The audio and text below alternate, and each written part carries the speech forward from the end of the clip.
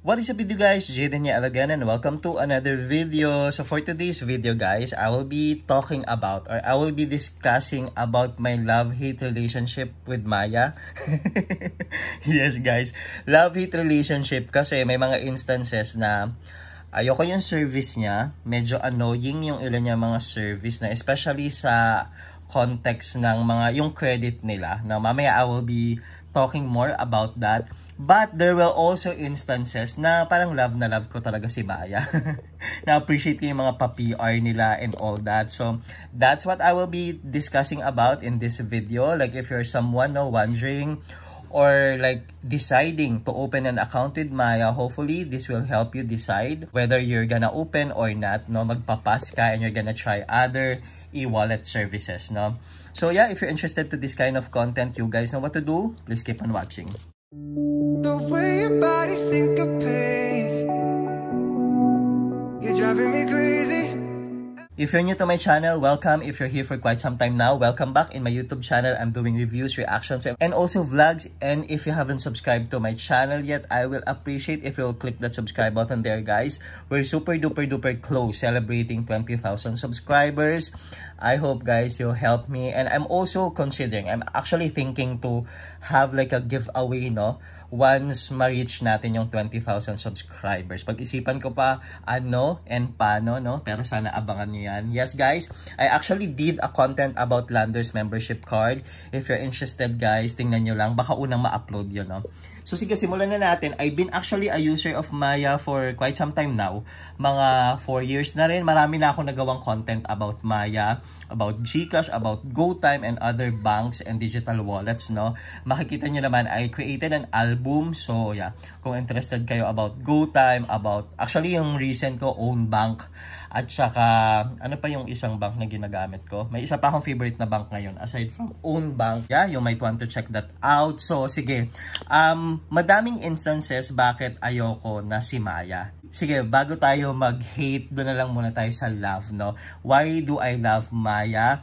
Madami siyang pa-PR. Actually, magaling yung PR ni Maya. Mas na-appreciate ko si Maya, to be honest, as compared to GCash and other digital wallets. Kasi magaling yung PR ni Maya. I think I've created a video about this, no? Pero, another example, why do I love Maya and their PR, mga pa-PR nila, yung, yeah, they just offered me a free, literally free, wala akong binayaran, no? Landers membership card.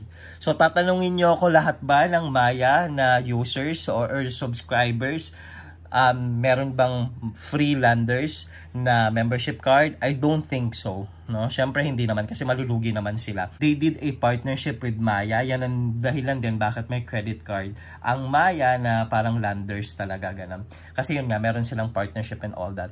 But natuwa ako guys kasi actually hindi ko na masyadong ginagamit si Maya the couple of months. Hindi na siya yung talagang main e-wallet ko. I would think na talagang si GCash yung main e-wallet na ginagamit ko. Pero kasi I actually have several businesses and yung Maya tsaka yung GCash, yung e-wallet option sa mga businesses ko na yon. So from time to time may pumapasok pa rin talaga na pera sa Maya account ko. Kasi yung account ko yung ginagamit for payment, no, sa option na Maya tsaka sa GCash nga. Siguro yun ang dahilan bakit nag-offer si Maya ng Freelanders membership card. Kasi nga, laging may galaw yung account ko sa kanya. Kumbaga, yung laging may pumapasok na pera yung account ko kay Maya, kumbaga. Tapos, lalabas ko rin. So, parang meron siyang, alam mo yun, hindi siya stagnant or hindi siya yung parang walang galaw yung account ko. So, kaya siguro, nag-offer sila ng free membership, no, na Landers. And I was able to save up mga 750 to 800 pesos because of this. Diba? Paano mo naman hindi i-appreciate si Maya for that? Nakakatuwa rin naman, diba? Considering nga na nitong mga, hindi na si Maya yung talagang number 1 na ginagamit ko as my e-wallet, no? So, check nyo lang rin, guys, kasi baka mamaya meron rin kayo. Punta lang kayo dun sa vouchers. Pero usually, nagno-notify naman sila sa notification sa mismong app or nagte-text sila dun sa number na ginagamit mo for Maya, no? Informing you for all the vouchers na available sa account mo. Tapos yun, Kiklik mo lang naman yon and all that. Or meron usually na voucher code. So yun yung gagamitin mo to avail for the free, no? So whatever free is that, kung ano-ano man yun, no? So yun, actually gusto ko rin si Maya bukod sa mga pa-vouchers nila na libre, 'di ba? Parang kailangan mong i-boost yung savings mo para mas mataas yung interest and all that. Marami silang paganon. Kaya nga sabi ko, in all fairness sa PR ni Maya, I think they're doing pretty well, no? Nagtatrabaho talaga sila, parang ganon. Kasi si GCash wala siyang masyadong paganyan. Ang kay GCash naman, ang napansin ko, parami yung features, no? Ang dami na, parang kung ano-ano na nandyan. Even ngayon sa savings na part lang kay GCash, ang dami ng partnership. Parang may Maybank na ngayon, si IMB. Dati parang BPI lang naman. Ngayon parang 4 na yung option. So, ganon, parang pa-upgrade ng pa-upgrade. But when it comes to the vouchers and mga pa-freebies, walang tatalo kay Maya talaga. And that's one of the reasons why I cannot close, no, or give up Maya that easily. Kasi marami nga silang pa-free vouchers. Aside from this Landers membership card, etong card ko mismo, di ba you have to pay for this, if I'm not mistaken, 350 or 400 pesos. Same kay GCash, di ba? You also have to pay for the GCash card. But with Maya, hindi na ako nagbayad. I was able to get this for free as well, no? Sobrang free lang. Etong Maya na to, etong Maya card na to. Which is, tingnan nyo naman, sobrang aesthetic niya, di ba? Gusto ko yung pagka-black tsaka green niya sa gilid. Tapos, yung sa likod, nandyan na yung mga card details. So, aside from libre na nga ang aesthetic pa ng card, ito yung gusto ko kasing card, yung wala ng details sa mismong harap. Dapat kasi nasa likod na lang talaga yung mga details, di ba? So, yun, di ba, ang galing. Parang ang dami ko na nakuwang free talaga kay Maya. So, totoo lang. Medyo marami-rami na. Ito nga yung recent. I think few weeks ago lang, 2 weeks ago, nakuha ko to si Landers, no? For free lang. Yun ang gusto ko kay Maya. Yun namang ayaw ko. Actually, medyo marami. Yung credit nila, yung una. Sobrang OA ng credit ni Maya. Like, for example, no? Meron kasi akong credit limit kay Maya. Binigyan nila ako pero I didn't apply for it. Talagang binigay lang nila. Nakita ko na lang available na, so ginagamit ko siya. But may issue with Maya, minsan 15 days pa bago yung due date mo, tawag na ng tawag yung agent nila. Ganong level, yung mapipika ka na talaga, 15 days, 7 days, 3 days, 2 days, parang, men, okay lang kayo, magbabayad and all that. So, yun lang, medyo annoying lang talaga yung credit option ni Maya. Kaya, okay din na minsan na hindi na lang gamitin. Kasi sobrang annoying, no? Ganong level, annoying.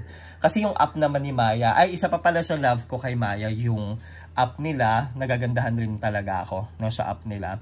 Ang issue ko lang talaga, why I hate it so much, because of their credit option. Kasi kay GCash din, meron din ako kay GCash na credit option.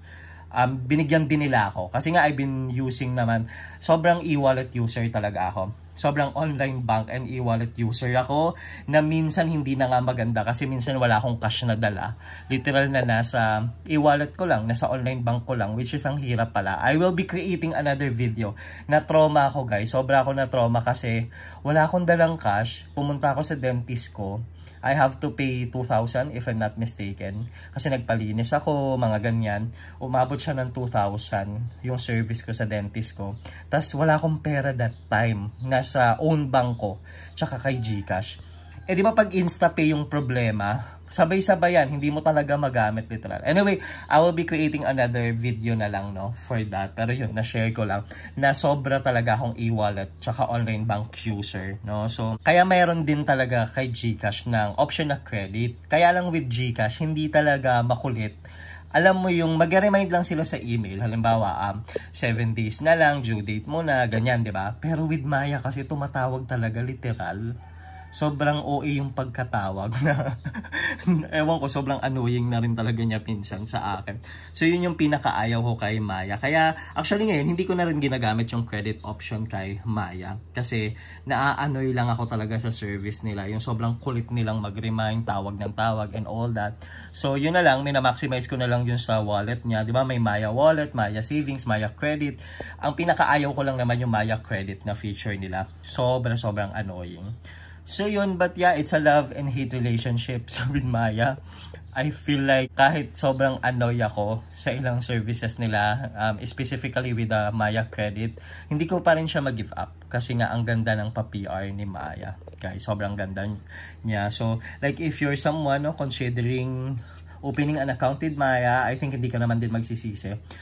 Maganda rin talaga siya. It's also an updated review for my Maya 2025. Yes, guys. If you have questions about Maya, about Landers membership card, just leave a comment below, guys, and I'll try to answer them. That's all for this video, guys. Thank you so much for watching, and I hope I'll see you again on the next one. Bye for now, guys. Bye-bye. The way your body syncopates.